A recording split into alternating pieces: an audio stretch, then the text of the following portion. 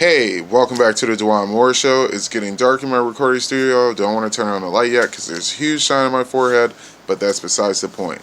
Anyways, here at the Dwan Moore Show, we're huge fans of science, so we're going to get down with this science story from space.com by Sarah Lewin. Let's see. Sun unleashes monster solar flare strongest in decades. Early this morning, the sun released two powerful solar flares. The second was the most powerful in decades. At 5:10 a.m., an X-class solar flare, the most powerful sunstorm category, blasted from a large sunspot on the sun's surface. That flare was the strongest since 2015 at X2.2, but it was dwarfed just 3 hours later at 8:02 a.m. by an X9.3 flare, according to the National Oceanic Atmosphere and Administration Space Weather Prediction Center.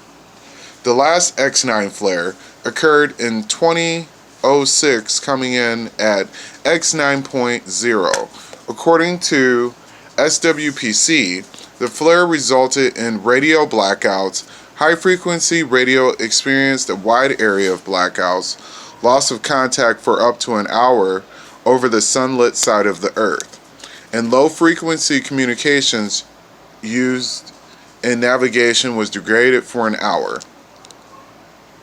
Solar flares occur when the sun's magnetic field, which creates the dark sunspots on the star's surface, twists up and reconnect, blasting energy outward and superheating the solar surface.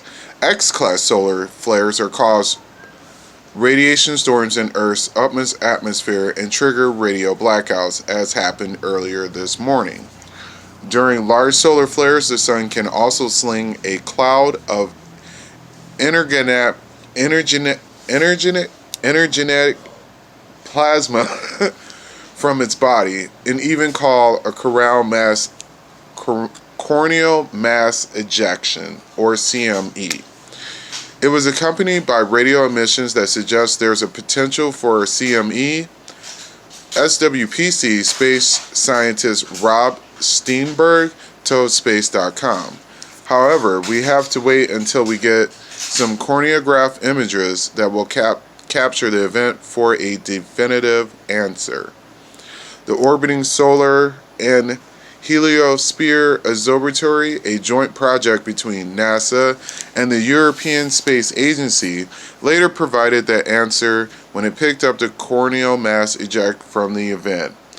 Although, according to spaceweather.com, NOAA analysts are still modeling its trajectory to see whether it's directed towards Earth.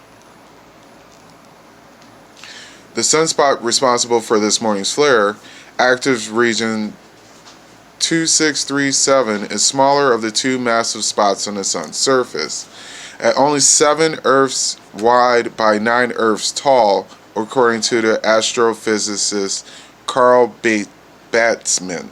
Excuse me if I mispronounced that. Yesterday, the same sunspot emitted an M-class solar flare, 1/10 the size of an X-class flare, leading to a corneal mass ejection aimed towards Earth that could cause auroras tonight as far south as Ohio and Indiana. So I will definitely be keeping an eye out for that, and you guys can too. If aimed towards Earth, the CME from these latest flares could lead to even more spectacular auroras, but could also damage satellites, communication, and power systems. That cloud of charged plasma would arrive within 1 to 3 or 4 days, Steenberg said, although CME triggered by energetic flare generally come quickly. The surge of activity might seem surprising as the sun is approaching its solar minimum with the lowest level of activity in an 11-year cycle. We are heading towards a solar minimum, but the interesting thing about this is you can still have events. That's just not as frequent, Sternberg said. We're not having X flares every day for a week, for instance. The activity is less frequent, but no less potentially strong. These kinds of events are just part of a living with a star, Sternberg added. Wow, that's pretty crazy, guys. So, did you guys experience any technological difficulties this morning due to the solar flare? I don't think I did. But if you did, let me know in the comment section below. And thank you for being here again. And as usual, you could have been anywhere in the world, but you're here with me, so I'm truly thankful for that. Don't forget to like, don't forget to subscribe if you haven't already, and ring the bell so that you know when I upload my next video. All these things are very important to YouTube. It matters very much how much more my videos get put in circulation. With that being said, have a great evening, and I will see you later.